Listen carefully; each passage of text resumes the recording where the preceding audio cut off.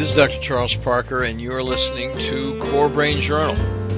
It's a place where I connect both fresh discoveries and interesting different perspectives from advanced mind science with the realities of real people and everyday life down on Main Street. Well, welcome aboard, folks. Dr. Charles Parker here, and we have a very deep, indeed a profound guest here tonight who's really been in some places that we all wish we could travel in. And he's going to tell us a little bit about him, but more importantly, he's going to tell us about his mission, where he's going in his life, his contribution to the larger picture of how we can all evolve as human beings. And his name is Robert Williams. Thank you so much, Robert, for coming on board. We appreciate it. Dr. Parker, thank you very much for having me as a guest. It's going to be a lot of fun, folks. He has a book called Love is Power. Right there, we're in a transcendent moment, my friends, and yet we all intuitively know that it's true sometimes. I think we could all practice it a little more frequently, myself included, and we're going to learn from Robert how he developed the whole concept and what he's doing with it. A brief introduction. Love is the Power. The author is Robert Williams. He's the co-founder of 108, ONE08 Inc., a Portland-based innovative technology company. He's the inventor and developer of quantum code technology. We're going to talk more about that. Robert's research has provided scientific breakthroughs in field-based technologies, consciousness, and human potential. This is going to be so interesting. Robert has also enjoyed success as a musician and educator. He taught music at the university level, recorded and performed with such artists as, get this, the Beach Boys, Paul Horn, and Charles Lloyd. After having a near-death experience in 1979, Robert devoted all of his time and energy towards researching consciousness and subtle energy along with conventional physics and the application there with medicine. So he's published in a number of journals, the Journal of Alternative and Complementary Medicine, the Journal of, I haven't heard of this journal before, Robert, I'm looking forward to talking about it, Subtle Energies and Energy Medicine, and has been a guest lecturer several times at the University of California at Irvine and the Thai Sophia College of Alternative Medicine, Maryland. Additionally, Robert has developed the 108 mobile heart phone app.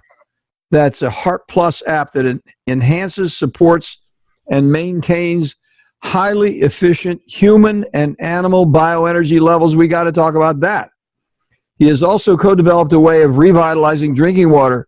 Who doesn't need that? Restoring the molecular relationships of H2O to match those of pristine healing waters found around the planet. You haven't been working at all, Robert. You've been sitting on whatever. You know? This is so interesting. I mean, I don't think we're going to have enough time to talk to you. We're going to just go at this. So it's hard to figure out where to begin. What we do customarily just sort of have you tell us a little bit about where you are, but every single one of these points could be a half-hour conversation. So tell us a little bit about where you are right now, what your energy is devoted to, and then we'll dig more deeply into some of these topics. Thank you. One of the foundations of my work is in understanding and utilizing our innate consciousness, our innate intelligence. And so I want to define that right off the bat. What do we mean by that?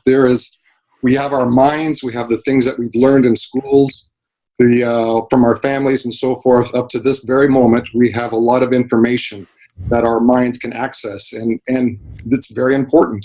There are also what's called information fields. And these information fields, it's a term created by Professor William Tiller, co-chairman of the Department of Material Sciences at Stanford University, a great friend of mine. This term is about information that are already in our cells, already in our minds, already in our psychophysical realities, whether we're awake or we're sleeping or whatever we're doing. And it's really obvious when we look around outside, we look at the miraculous way that nature is governing itself and the rhythms and the way the plants are growing. And I'm a father, and I remember watching those wonderful National Geographic specials on what happens after conception. And, within hours, there's millions of cells and how they continue to grow and grow. And then you see a heart, and then you see a spine, and you see, those information fields were not unique to my wife, as we've seen all mothers and fathers have this information that automatically can create a human being. And that is what my research has been focused on, our innate intelligence, our innate potential. And tapping in there kind of gives us a way to see how we can get through these difficult times on the planet, because we're transcending and including our own minds, but we're tapping into this larger intelligence that gives us insights, gives us epiphanies, gives us realizations, and we start to come up with solutions for these problems that are way, way difficult for our minds only to solve. Well, Robert, I was trying to dig in as you were talking about some of the things you were saying were really intuitively, hey, we know we've got some programming going on. But what I think is really intriguing about what you're bringing to the table is that you have some way to measure technologically certain of these energies and then find applications for them in constructive ways that really other people haven't been talking about. I mean, this is a very, very interesting a discovery, really, or a series of discoveries that you're having here that you've been able to work out. Could you tell us a little bit about that measurement and application process? It involves new concepts. For instance, in 1994, if I remember correctly, Beverly Rubik, biophysicist from the University of California at Berkeley, presented, along with others, an abundance of information about what's called subtle energy or energy medicine or hands-on healing, or things that were not defined in conventional medicine. They knew it was real. They saw the abundance of research, and they studied it. It was part of the National Institutes of Health. And they realized that they had to come up with a term that wasn't spooky, because if we use auras or chi or prana, these things were too spooky. So they came up with a term called the biofield. So the biofield is defined as that source of information in and around each of our cells that governs the homeostasis and homeodynamics of this cell.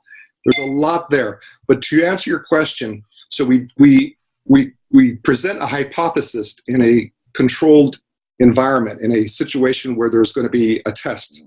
And the hypothesis is that there are fields of information that, when applied in a discrete and specific manner, will have an effect on materials, on physical reality, on physical substances, including, of course, our physiologies, the human condition. So that is how these tests have been conducted with. We had to make sure it was not a placebo, although placebo is a whole argument in and of itself. We've done tests on animals. We've done tests in vitro. So let me just give you an example here. We had a study at University of California, Irvine, where there was a petri dish of a biological phenomenon that had been studied over and over and over again. It's called an assay. So they know what's going to happen with this particular kind of organism over time. So that was the baseline. So then we turn on these fields and information, these biofield generators. And I can talk more about that, but they don't shoot electrons or photons. Those are particle generators. They actually emit these fields. So if we remember, the photon has a wave and a particle aspect. So we're looking at the waves, these fields that are available to us. And in this controlled experiment, we turned on those fields. There's crystal oscillators that generate the fields, and we can talk about that. But we just see the difference. There's a baseline, we turn on, nothing else has changed. And what happens is that in the several tests that we've conducted, what's shown that there's an increase of order or an increase of the innate intelligence, or the organism, in this case, something that's in the human body, is more, let's just say it knows its role. It knows its role in the immune system. It knows its role. So what we have is enhanced. What we already were born with is supported in a way that brings out greater healing or curing of whatever. And I know I can't make medical claims, but this is how we tested with real results with in vitro and animals and human studies. So, Robert, what happens, let me say back what I think you said, because it's a new concept for me, quite honestly. It sounds like the organism in question that is receiving these fields of energy, you use the word a couple times, intelligence, but it has kind of an organizational quality. It's and a growing quality. So the intelligence is that within the organism, it can actually connect within itself and construct a growing process of, I think growth is the word. I don't know. Yeah, exactly. Nature is not stagnant. Mm-hmm. Each one of our cells has a certain lifespan to it. And I bet you your listeners have heard of this, that every cell in the human body replaces itself at the bare minimum of every 7 years, and some even more quickly. So there's this constant change going on.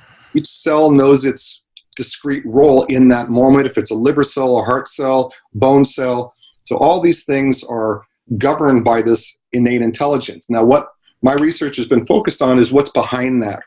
It is, you could say, natural laws, or the laws of nature, the laws of physics that are applied with fields rather than particles.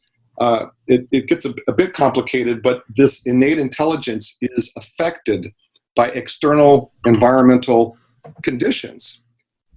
If the environment is more resonant with who we truly are. Now, let me say, what does that mean? If we were walking in the woods, or we're walking in a beautiful place in Hawaii, and we're away from the big cities and the computers and the power lines and the radio waves and all those invisible fields that are predominant in cities, and the concrete and cars, you get the idea. If we're walking out in nature, we don't have to think, well, maybe I should feel, maybe I can feel better. It is automatic. We start feeling better because the environment that we're walking in, or sleeping in, or living in is more, it's more natural. We've heard these concepts before, but there's actually subtle energetic fields that are resonating with those fields in our own bodies. That's why we heal more quickly in natural environments, not because the environment is adding something to us, it's because it is supporting what's already there in us, and that's that law of sympathetic resonance. If there's something that is of the same frequency or a harmonic of it, it will enhance it. So there's the two tuning forks. So you are a tuning fork. You are a number of tuning forks that you were born with, that knows your, back to the biofield concept, that knows your highest potential in any given moment. Your innate intelligence already is programmed to make sure you're not only surviving, but you're thriving, and you're growing, and you're creating, and the life force is accessible for your life. So that is innate. And then there's interference that can inhibit those natural information fields. Electron pollution, all kinds of things that can interfere with our natural internal psychophysical environment. And then we struggle more. We have to contend with these environmental influences, even family emotions and stress that builds up over time starts to cut us off from our innate intelligence for our own health and life and well-being. So what the technologies that we've been working with for years, it just emulates being out in nature. It emulates the natural environment so that we don't go into that fight-flight response as quickly as we used to. Sometimes we are free from it altogether in certain times of the day. So some of your other guests have talked about that. We are in a time when, for most of us, there's always a stress that's just part of life. And there's the nervous system that is saying, there is a tiger right around the corner. I just know it. And so I have to be on high alert because this tiger is going to eat me in any second. I could just feel it. Now, we know that that's not always the case, but the body's nervous system is interpreting these man-made fields that were not grown from nature. It's interpreting those conditions in the environment as danger, as it should be, because it's not part of its own makeup. It's counterproductive. Right. So we humans have evolved over a long time without modern technology, and the body is saying, this modern technology is new to me. I've got to be on high alert. I've got to be ready to run, ready to fight. And that's what causes just that baseline stress of human or modern human life.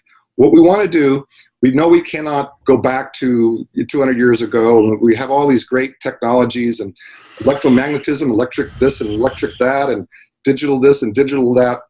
We want to reap the rewards of our innovations and technological breakthroughs. How can we do that? We reintroduce to the body, to the physiology, these natural fields. So the body says, I am not only with my cell phone, I'm actually out in nature. And in that primal intelligence that is saying what is dangerous, what is not.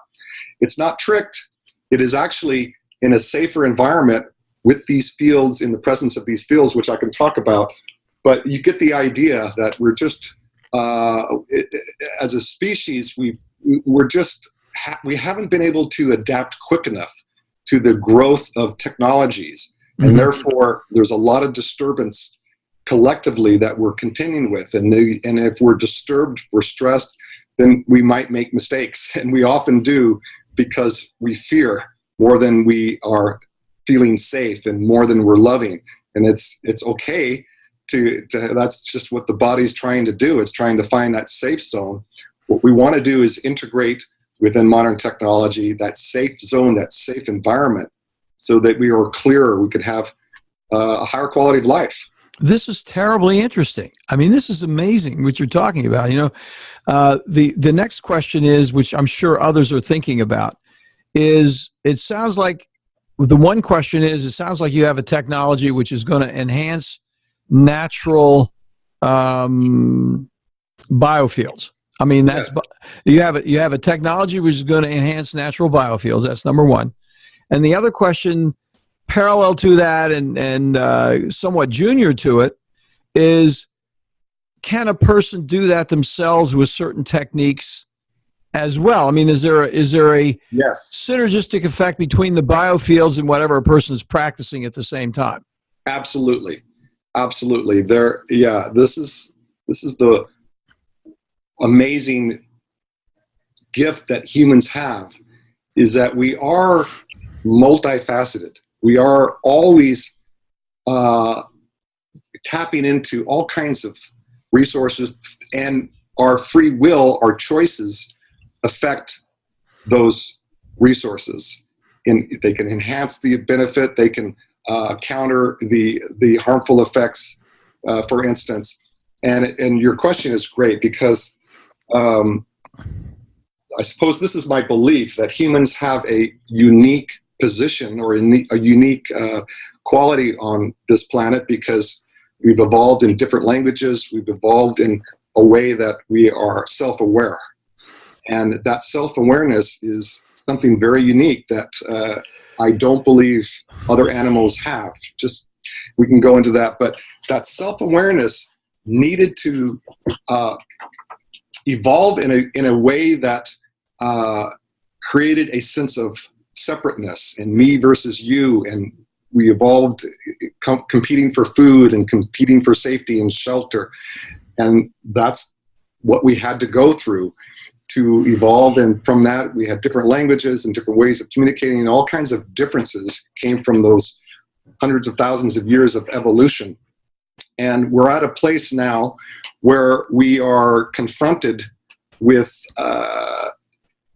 life in a way that is challenging our ability to respond appropriately, or I suppose we could say we're confronted with the dilemma of what we've created. So as humans, we can participate in change. We can participate in our own well-being. We can participate in our own personal evolution, and that's what your question brought up for me. And it's a wonderful kind of realization that even though there are a lot of stressful things that we're confronted with from moment to moment, through shifting our attention, making choices that we learn over time, bring us safety, bring us more comfort, bring us more love, and allows the heart to flow more without restriction. We can learn, we can practice those techniques and use technologies that will feel, we feel safer, we feel more alert for danger, we feel more appropriate in the moment. And so this is technology that we can choose to participate with more, and we can choose to shift our attention into a new domain of life via our own free will. And that's the hope for the future right there. Well, so that's very interesting, because we're talking about biofields and energy, and we're talking about probably electromagnetic radiation. Yes. And we're talking about the computer box that's sending waves through our house. And we're talking about living near electrical wires, living under high power lines and having an office that's run with power lines running right. So we're actually having a number of influences that are infiltrating our own internal developmental system, and that we're having to, without any awareness, cope with. And in fact, sometimes we're not coping with it. We're getting out of balance. We don't even know we're out of balance. And what you're saying is there are some technologies now that are there that tell us how we can actually fix that situation. Oh yeah, we can move away from the electric wires. We can turn off our computer messaging system at night. We can turn the lights off. We can turn the radio off, not sleep so close to the radio. But what you're saying, there's an additional thing, is that we can do something for ourselves, and there's a technology that has evolved that you're a part of that can actually interfere with the contamination that's occurred as a result of our own human development. Yes, exactly. Wow, that's amazing. So that's what 108 does. Correct. Yeah, that's the business vehicle, the company vehicle. Yes. Okay. Now I'm going to ask you the big question, but I'm going to take a minute, because we're going to take a break here. But I'm going to ask you this question, because this is going to be a big question. It is for me. It's not going to be big for you. Probably get it asked all the time. But the big question for me is one word: how? How could you possibly do that? And right. I'm going to come back. I'm going to come back and ask you that question. We're going to take a brief break and have a little word from our sponsors. And this is going to be so darn interesting. I'm looking forward to talking to you. We'll be back in just a moment, folks.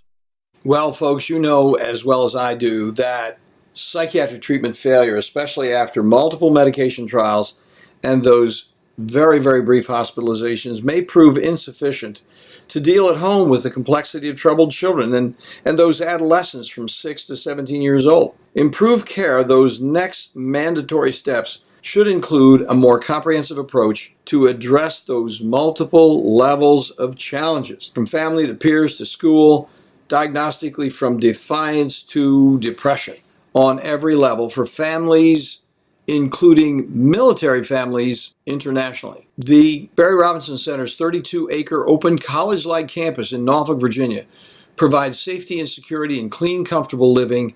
How do we know? We refer folks over there all the time, strongly endorse what they're doing. So for further information, an informed interview, connect at this page, barryrobinson.org/core. Well, you folks already know that here at Core Brain Journal, we're on a mission to introduce you to resources that make significant contributions to the investigation of those predictable mind science applications. Our colleagues at DHA Lab Group provide a real difference with treatment options for people at every level, from first awareness of mind problems to those frustrating times when even well-informed treatment becomes surprisingly unpredictable. For my entire professional life, from psychoanalysis to brain scans, I've searched for, yes, improved predictability. The good news for all of us, from professionals to patients, remarkably effective research offers useful, cost-effective, organic options far beyond guesswork with psychiatric medications alone. DHA lab tests measure unbalanced biomedical details through easily available testing, now available globally for a variety of molecular answers from, for example, methylation, copper, and cryptopyrrole challenges.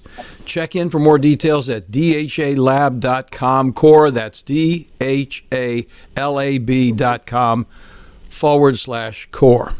Well, Robert Williams, co-founder of 108, is going to tell us how, folks, or he's going to begin to tell us how. It may be something that we have to learn more about, but the conversation has begun. We're thinking more deeply about measurable, data-driven biofields and other fields that are interfering with our biofields and our own innate intelligence, our sympathetic resonance with our own intelligence. So tell us a little bit about the how on that. How do you do that? It's so interesting. I bet you, in fact, I know all of your listeners have experienced these moments in their lives where our minds are kind of in the background and we are approaching something greater, or we're experiencing something greater than what our baseline has previously presented to itself. I'll answer your question. One of my great, and I suppose a lot of people like Einstein. I just read everything about Einstein, all his poems, all his letters, everything. What he used to do, and this is a hint, what he used to do when he would get stumped and when he couldn't solve a problem, he would realize that he was exhausting his current state of knowledge. And so what he would literally go out and play his violin, usually on his boat. He would just let go of everything and he'd start playing his violin out there in the boat all by himself. And he wasn't thinking about the problem. He wasn't thinking about the mathematical theorems he was stuck at. He was just playing the violin. And then boom, the insight, the problems, the solutions to the problems would just flash before his eyes. This is an example of tapping into our higher consciousness. And another example is when we're at a concert and the music is so great and we're all in this together. And as a member of the Beach Boys in the backup band, I wasn't the founding group, but I was just playing sax in the background there for them. We'd look at each other, musicians would look at each other and go, wow, we feel it. And everybody would start to act as one consciousness. And that state, in my own experience, would be a healing state. I was very ill, and that's a whole another part of the story, but in that collective state of, oh my gosh, we're all together. And in those days, we do the big lighters and go back and forth. These days, you do their cell phones and go back, all the lights together.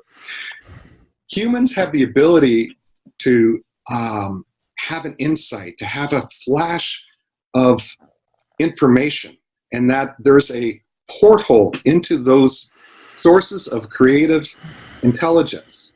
The porthole is actually, it's actually when we come up to a resistance in our own psyche.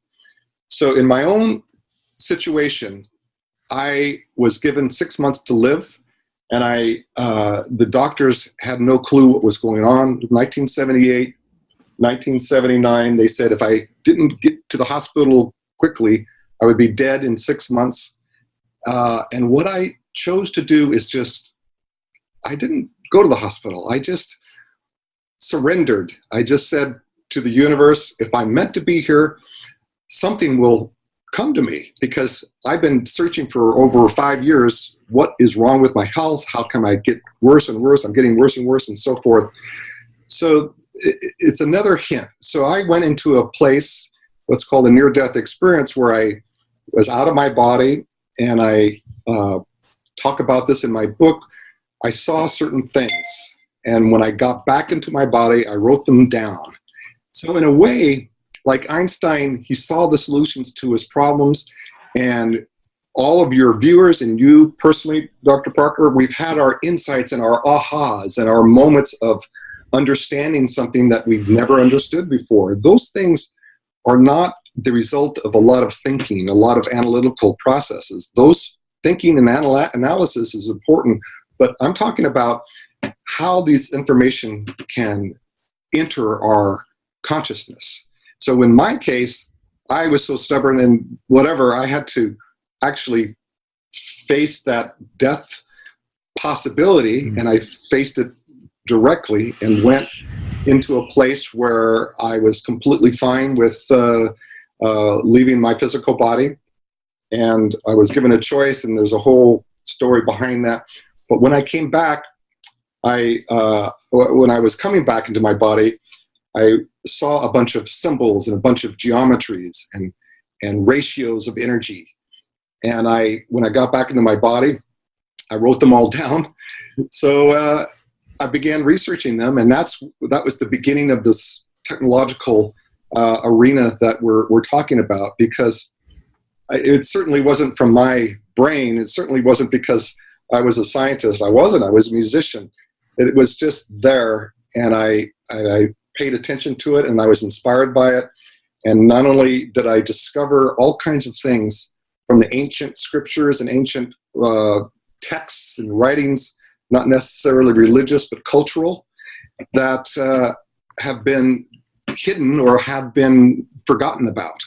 And I found them all there and saw that these ratios of energy are actually found in nature. And I teamed up with William Tiller at Stanford University, and we came up with different applications of the technology. But that's where it came from. It didn't come from any other way in my own personality, but from this complete letting go of who I perceived I was, what I perceived life was, and what I perceived love was.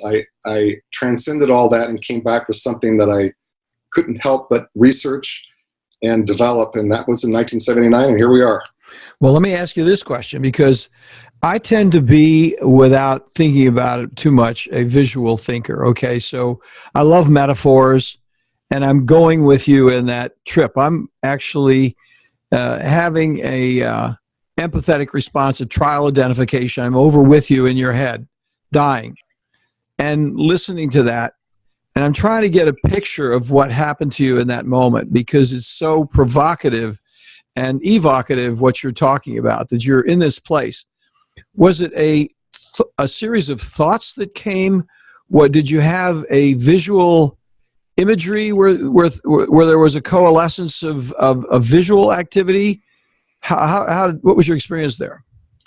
My first experience, well, I was bedridden. I'm 6'3", and I was down to 110 pounds or 108 pounds.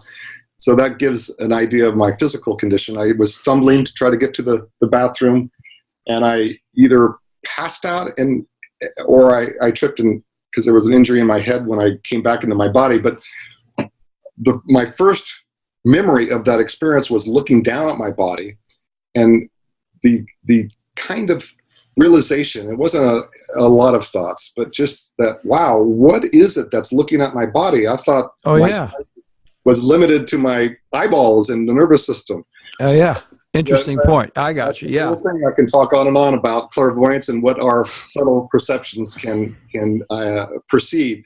So that was my first experience, was looking, quote unquote, down at my body. Then, because I had not resisted the idea of dying or death, I believe that's what made this next sequence very beautiful. And that was, I just became light. There was no tunnel. There was no relatives that had passed on. And I've read all those stories, are wonderful stories, but it was just light. And I it's not light from the sun or light from a light bulb, but I can come up with no other word but this infinite realization, or this infinite reality where every desire was already fulfilled, and the ecstasy of that love, infinite love, was the reality. But I didn't experience that until I became separate from it. So first there was just infinite light. Mm-hmm. Then I was poked out a bit. I became separate from it, and that's when I understood there is the light, this infinite bliss container of limitless possibilities and love. There was a perceiver that was tethered to this personality that was witnessing this infinite light. Mm-hmm. And then there was communication, I suppose you could say, between my soul and my personality, between one aspect of myself and another. And the communication was, do you want to go back to the light, or do you want to go back to your psychophysical body? Self. Yes. Mm-hmm. Oh, yeah, in the small self, I suppose. Mm-hmm. So I asked if I had a purpose, and the answer was yes. So that was all that I needed. If I had a purpose, that was my prayer all along for the last 3 or 4 years. Mm-hmm. At that point was, if I had a purpose, and it was very metaphysical. I didn't care what that was. It was just that understanding that there is a cosmic intelligence that is within each of us that will guide us and will turn out to be our incarnated gift on this planet within these physical and psychophysical constructs. So I began to descend, is not a great word, but there were different dimensions that I go through this dimension, and then there was a blackout, then I went through another dimension, there was a blackout, then I went through a dimension where I did see people who had passed on in this domain of existence.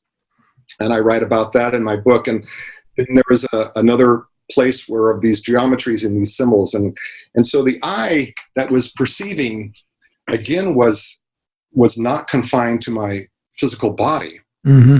But neither is it for any of us at any time. It was just an experience for me to make it really darn obvious that we're not limited to this chemical domain of physical structure.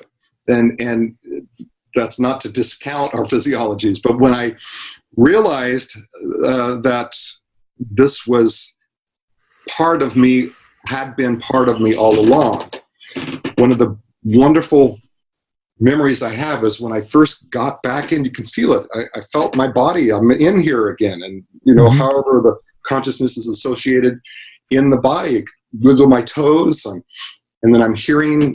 This was March in 1979 in Santa Barbara, very beautiful place I was living at. So I remember hearing the birds outside and the ocean waves, lived by the ocean, and these sounds of nature. And for about 3 or 4 minutes, I was not separate from nature. I understood that these same governing forces that were behind the birds and the winds and the insects and the oceans and all this wonderful natural existence that we are part of was the same governing force that started my heart to beat again, and that was breathing me. And there was not a separate, there weren't the natural laws out there and then me observing. There was a unification of those polarities or those differences. And I realized that, gosh, that was my first real experience of this innate intelligence that keeps our heart beating and allows us to go through all kinds of experiences and yet at the same time remaining not bound by any of it. So the pain came back at that moment after 4 or 5 minutes, and I wasn't well, but I had that experience, and I knew that I was here for a purpose. We all are, and I'm convinced of it.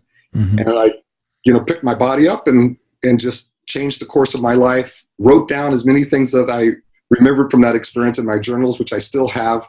Began studying symbols and ancient indigenous art, and went on from there. You were looking for a coalescence that you could identify with your cognitive self, you were looking for another way to record it and think about communicating it effectively, which you just did. I mean, I appreciate, taking that trip with you. And I'm thinking while you're talking, you're probably very familiar with Paramahansa Yogananda. Yes, indeed.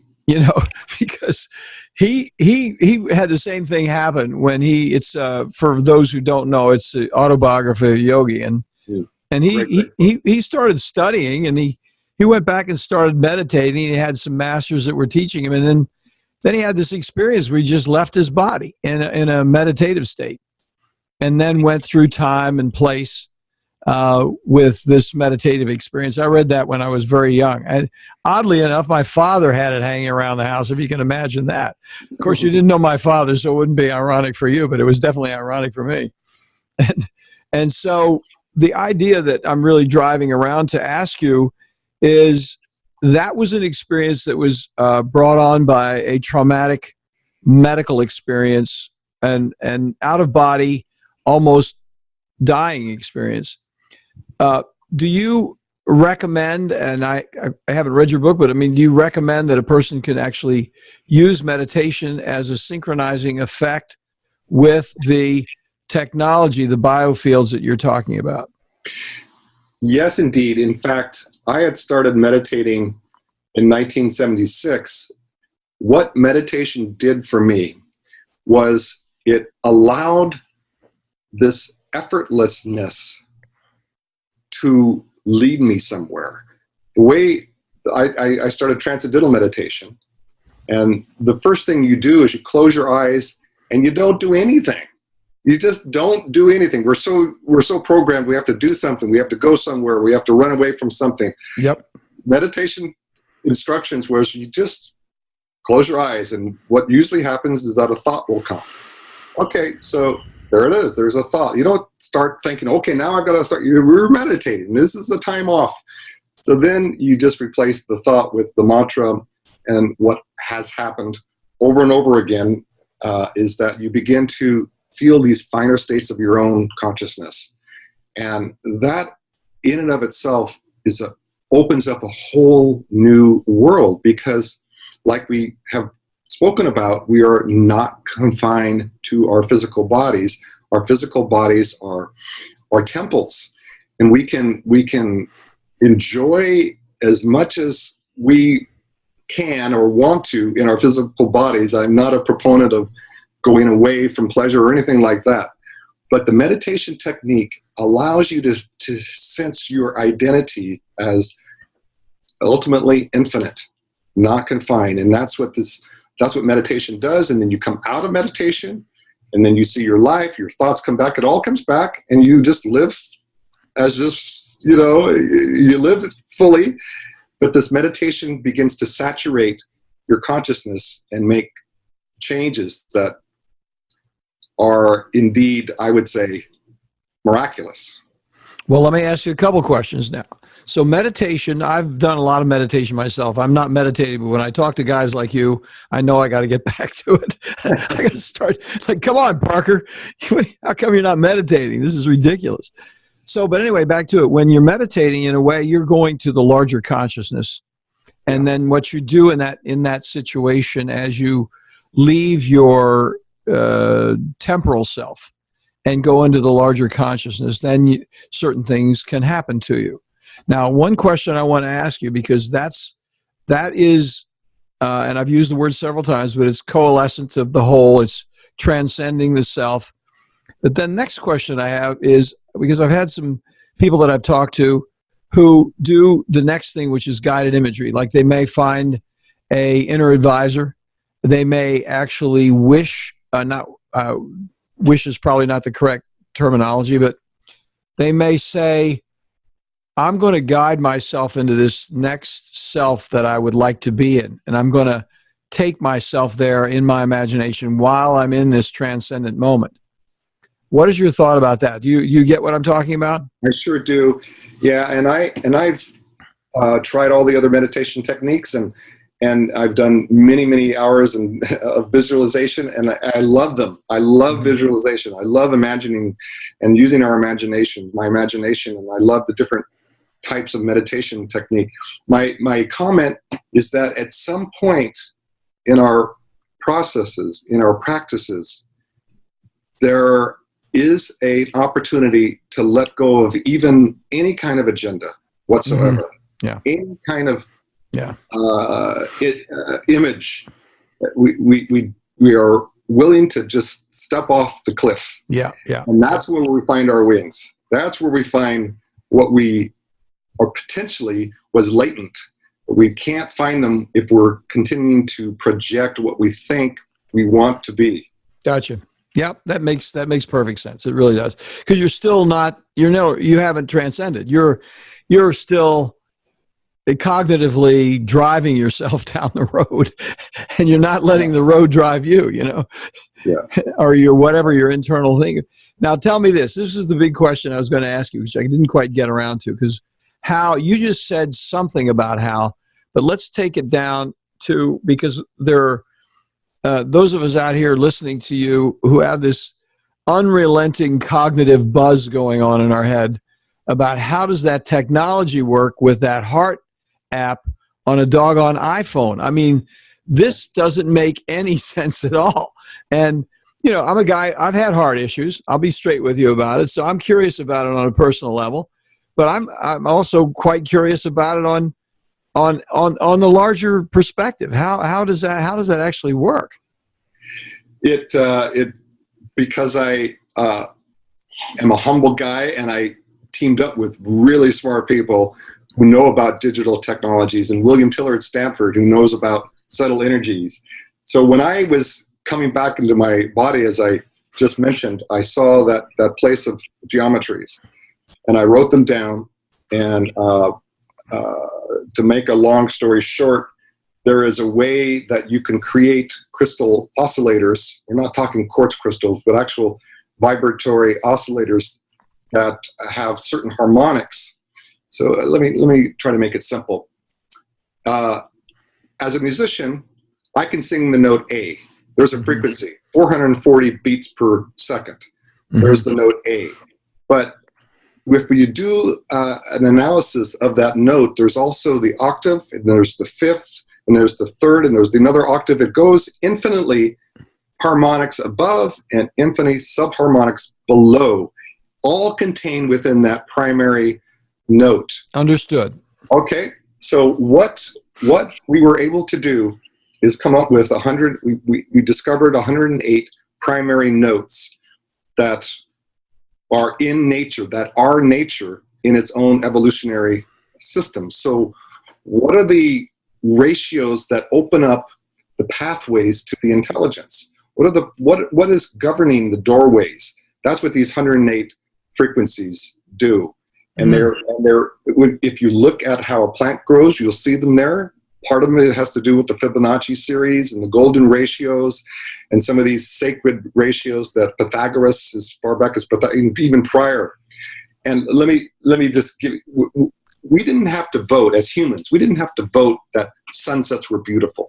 Like, how many people think the sunset, we look at that and we say, oh my God, it's beautiful. And the colors, and the reason is that those frequencies the ratios, when the sun hits the horizon, and the circumference of the sun, if you do an analysis, geometric analysis, those ratios, those geometries are actually in our own DNAs. They're in our own cells. So when we're looking at the sunset, we're resonating with ourselves. We're resonating with the same frequencies, those same ratios that are of our own self. And when we look at great art, it's the same thing. So working with Dr. Tiller and others, we were able to create these field generators. And then in the last 3 or 4 years, working with people who know about how to broadcast through the digital airwaves, which is every signal is discrete. If I call your cell phone, I'm not going to get anybody else unless there's a wrong number. You're one number out of all the billions of people, or all the maybe a billion cell phones, I don't know, at least hundreds of millions of cell phones these days. They each have their one discrete little digital code. So when I call you, or when I call somebody else, it just rings. So that technology has been established, and it's miraculous. And it's something that is kind of a hint that we can become even more connected than we ever thought we were. But the digital domain has established a way in which to connect to a cell phone to a URL server, to where I can have a game on my phone. We can have, Skype or Facebook, and all these things are connected to specific patterns and frequencies that have information. What we've been able to do is connect these 108 frequencies, the field generators, through our computers. And like I say, people help me with this. We have our own URL. And if you go to the Heart Plus app at the Google Store or the App Store, Apple's, depending whether you have an Apple phone or Android, you can download it for $1.90, I think, one-time fee, and this aspect of harmonics or carrier waves. So the waves that are already connecting your phone with all kinds of things at Apple or Google or these URLs, they're now carrying these 108 frequencies.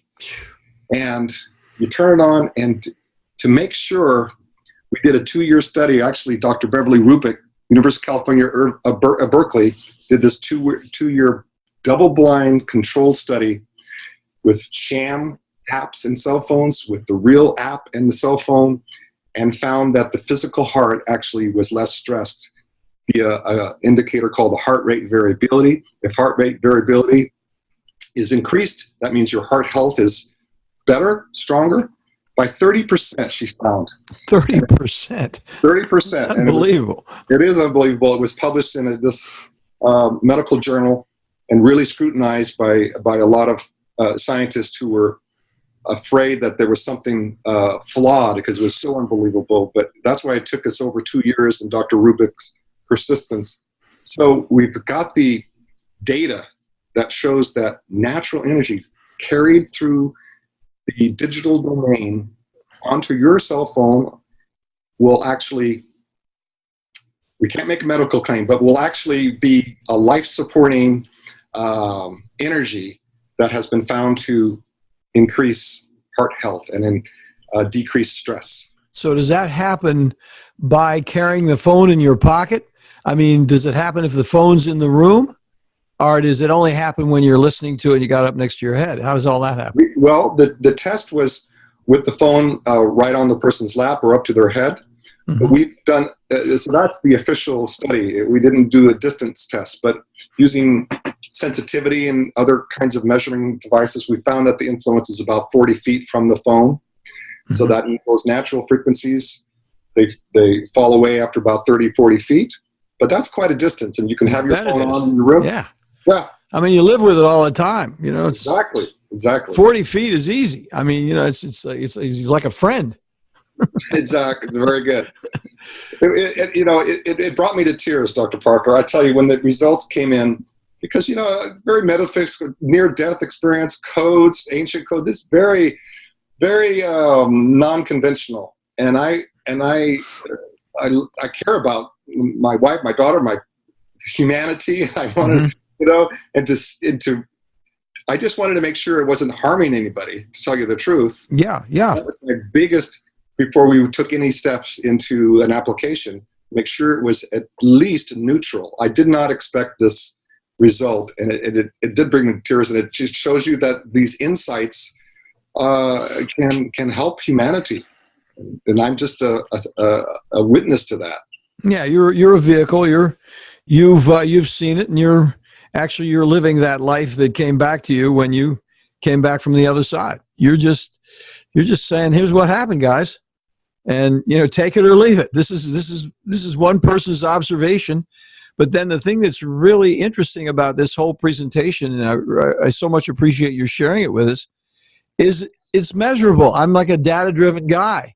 You have some people that are so smart they can measure this stuff, and they come up with a 30% improvement over somewhere around 40 feet away, under 40 feet away. I mean, to me, that is a very interesting, it's edgy, it may sound a little woo-woo. Not everybody who's listening is going to go out and get that app, but I sure am. I'm going to get it. Why not? I mean, I want to. Who couldn't use 30%? I mean, and the reason why the purpose behind it is that if we get enough people that are more in tune with themselves, their innate intelligence, we don't have to add anything to us. We reveal, we enhance who we already are. If we get enough people that are living that quality of life, there's the theory that a small percentage can affect a large percentage, because that smaller percentage is more coherent. It's more natural. It's more life-supporting, and there's an influence that goes beyond our physiologies that we believe in. That particular idea is very easy to subscribe to, because when you think about individuals working together and the confluence of individuals thinking similarly, the team, the whole, I mean, that goes back into primordial times. I mean, the only reason we're here is because we've had groups that are synergized, and they may not be synergized on the right level. And we've had some people who are destructively synergized, but they didn't make it. I mean, the people who are constructively synergized are fighting the entropic change of the various rot levels that are going on with it. and we're growing the persona of humankind. I mean, that's really what it comes down to. Well, that's beautiful. You said it so beautifully, Dr. Parker, and constructive consciousness, collective consciousness. Mm-hmm. It is the power, and I'm calling that collective potential love. And I'm saying that it's powerful. That's the title of the book, and we're all in this together. And we don't have to come up with some new theory it is just being together, having that heart collective consciousness, that shared sense of let's create a better planet here. Let's create less suffering. Let's see what we can do together. Just that intention alone has power. That is so beautifully said. I don't want to say anything after you close with such a series of beautiful remarks. I mean, very, very well said. I'm looking forward to reading the book. We want to send listeners over to your site. Let's go ahead and drop that before we go and make sure we can get that over there. And by the way, Robert is going to give us a book to give away, so you can come and pick that up. It'll be available for the next 2 weeks after this is published. So you can drop your line there. We're going to give one away. So go ahead, please. Where would you like people to go? Loveisthepower.com. We're directing everybody to loveisthepower.com. Easy to remember. That's easy. That is so easy. Robert, this has been a definite, I mean, it's so much fun for me having a chance to talk to a guy like you, because, it's so easy to resonate with a person like you. You're doing the work, you're there. It's reassuring that there are other ways of moving forward. And the whole collective consciousness thing is it's easy to accept from a rational level, much less a spiritual level. Mm-hmm. I mean, because you could just be rational and say, yes, if we get along and we have some synergy in terms of the way we're thinking, we're going to actually improve the fate of humankind. I mean, that's what we're all about. That's what all of us really would like to do if we could.